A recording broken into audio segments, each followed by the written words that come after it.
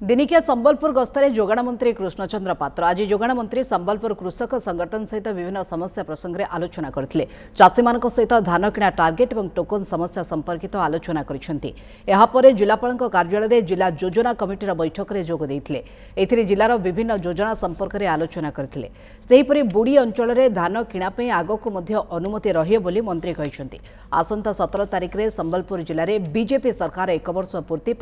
सफलतार यात्रार आयोजन यात्रा रे अनेक केन्द्रमंत्री और राज्यर मंत्री माने जोग देवार कार्यक्रम रही बोली जोगाण मंत्री कहते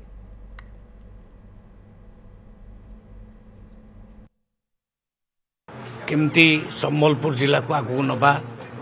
तार डेवलपमेंट सबू डिपार्टमेंट रो कौन कौन काम चली तार रिव्यू है सबू जिनस विस्तृत आलोचना है एडवाइस दिगला जे तुरंत काम स्पीडी करा जाऊ एवं